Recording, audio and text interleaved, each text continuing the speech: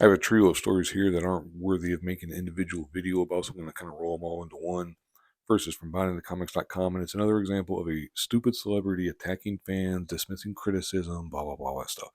We've seen it before. I'll link this in the description box if you want to read it for yourself. I'm just going to kind of quickly go through all these. Marvel's Agatha All Along star Joe Locke says criticism of his Wiccan performance stems from jealousy. I'm doing the one thing that they really wish they could be doing. Wiccan is essentially Wanda Maximoff's son, and in the comics they do it where he's more like reserved and stuff he because of like, he's gay and everything and stuff. As it says here, his fear of persecution and combination of his self-doubts have led Billy to develop a much reserved personality, with the young hero often taking a backseat to the main action of a given battle in favor of searching for a way to end the conflict with the most minimal amount of fighting. However, Billy's entire personality seems to have flipped on its head during his translation to the small screen, with Locke's portrayal of the founding Young Avengers member leaning much more into the gay camp archetype than the quiet teenager battling with his own self-esteem he was originally portrayed as.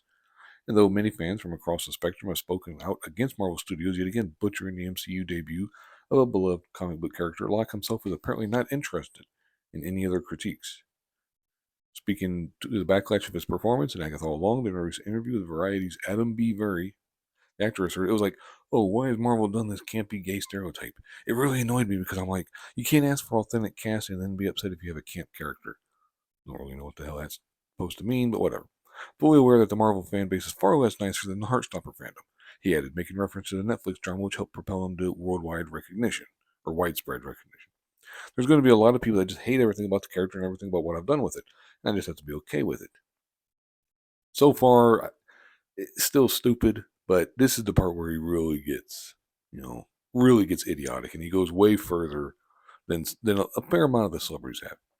To this end, Locke waved off all these complaints as nothing more than sour grapes, ultimately declaring Marvel fans are very open with their opinions, but they're not in a Marvel show, so blows raspberry. I'm doing the one thing that they really wish they could be doing. Sorry. Like, are you fucking serious? Like, how old are you, motherfucker? Like, Jesus. Anyway, then it talks about for all four of the Marvel fans who still think this series is a eponymous gag song that's still absolutely hilarious. Marvel's Agatha All Along is set to begin walking the Witch's Road on September 18th, 2024. So, in other words, a couple weeks, basically.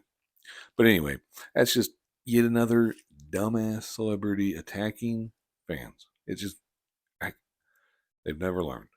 Anyway, the other story is from BindingTheComics.com as well. The Rings of Power showrunners defend decision to humanize orcs. We feel like this goes straight back to Tolkien. If you're not familiar, apparently, Rings of Power Season 2, they're already on Episode 3. I don't give a shit about the series.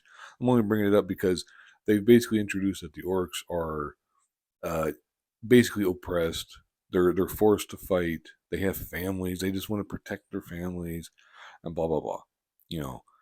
And as it says here, better pause that.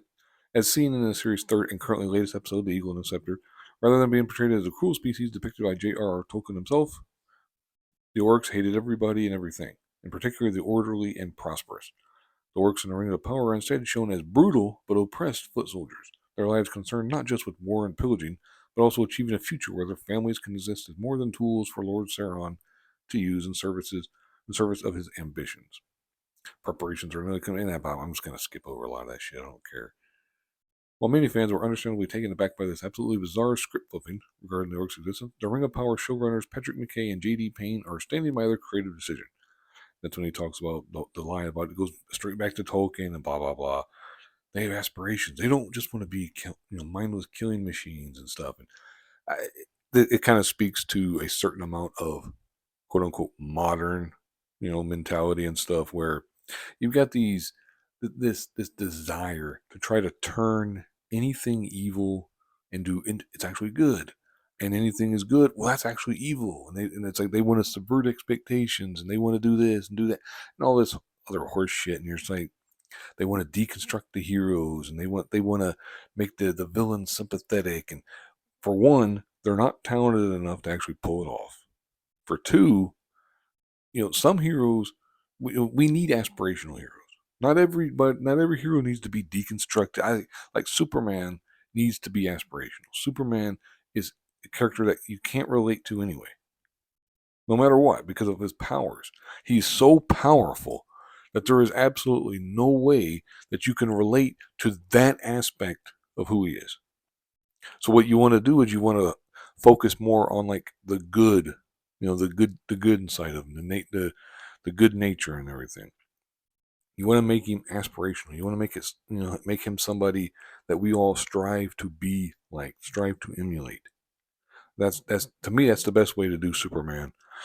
Honestly, I think it's the only way, because otherwise you're doing a complete 180 on who the character is. I don't give a shit about, well, Superman struggles with this and that and all this. It's morose and it's more dark and gritty. I don't no screw all that stuff. I don't want any of that stuff. Not with Superman. I mean, maybe it's just me. Maybe other people feel differently, and they want a deconstructed Superman and stuff. I don't think so, but I don't know. Like I said, I'll link this in the description box if you want to read it for yourself, because it goes on and on. They're trying to justify it. And yeah, I don't give a shit. The other story is from thatparkplace.com. Suicide Squad Killer Justice League's abysmal failure leads to mass layoffs at developer Rocksteady. I mean, technically, I guess it's fits the definition of mass, but essentially, as it says here, a report from Todd Phillips at Eurogamer claims the studio laid off over half of its quality assurance department, reducing it from 33 to 15. And of course, that's not going to turn out well. And a number of the employees allegedly told the outlet that product quality will now suffer as a result of the layoffs. Absolutely, because I mean, you lose 18, over half of your department, things are going to suffer. Just period. Then it mentions about Discovery took a $200 million impairment charge on it because the game bombed huge. I mean, it was unbelievable. Then it talks about uh, the YouTuber Veridark had a rumor. She talked about inside information. Apparently, they all have inside information, but that Rocksteady might end up getting shut down due to the abysmal failure of Suicide Killer Justice League, or having their 250 employees after the game bombed. And look, it's like, well, neither one of those really happened. But anyway, I guess it still could happen. You never know. And I always hate to see people lose their jobs, especially people like in the QA department, because we don't know to what aspect they were being listened to.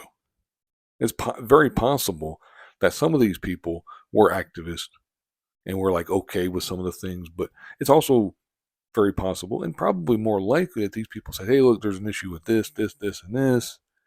We need to get it fixed, and we're basically ignored because various reasons or whatever. Any time you're dealing with these big companies and stuff, and I mean, 250 people on a staff, it's pretty big. I know by today's standards, it's where some games have like thousands or a couple or 1,000 or more employees, people working on the game and stuff. 250 may not exactly be like large and enormous, but to me, that I still consider that to be very big, because that's it takes a lot to get 250 people pulling in the same direction.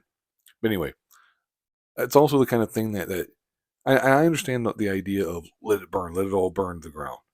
Screw it. I don't care that these people are losing their jobs because they're doing all this DEI, SJW, woke bullshit on this. I understand that, but I just kind of keep looking at it like sometimes there are people, there are employees. I'm not talking about the heads of the company. That's different. But I'm talking about like the man in the foxhole kind of person, or woman in the foxhole or whatever. People who are in the nitty gritty, they're down in there, they're just working a job because they got to support their family. I understand that this might not be the case for everybody, for all these people, it might not be applicable for them.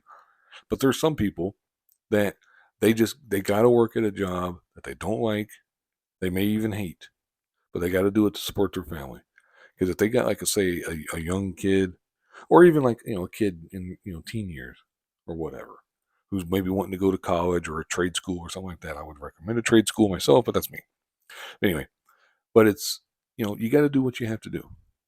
You got to do what you have to support your family, and those types of people, I always feel bad that those people lose their jobs. And I'm just going to assume that a fair amount of the people who do lose their jobs in these video game layoffs or tech layoffs or just any kind of layoffs in general are those people, like the camera people, the operators, and the various other crew members of, like, say, the Acolyte that got canceled and stuff. It's unfortunate. I understand that yeah, you're working on this show that is a piece of garbage or this or that or whatever, or in this case, a game that's a piece of garbage. I mean, I get that, but at the same time, I some of these people, I'm not sure. I just want to say some. I'm not going to assume all, or I'm not going to assume very few. We'll just say some of these people have to do it to support their family. So I feel bad in that regard. But I understand the whole let it burn. I agree with that for the most part. Let the industry burn. Because if they haven't learned by now, they're probably not going to learn. They're probably too stupid. They're willing to go down with the ship. Let them go down with the ship. That kind of stuff. But not the people who are just clocking in and 9 to 5, quote unquote. Though they probably actually have to work 12 hours or more on these, especially on these games or whatever. That kind of stuff. I don't want those people to suffer. Anyway, I'm starting to ramble a little bit, well, a lot. So I'm going to go ahead and wrap this up. Like I said, I'll link all three of these articles in the description box and read them for yourself. But thank you very much for watching and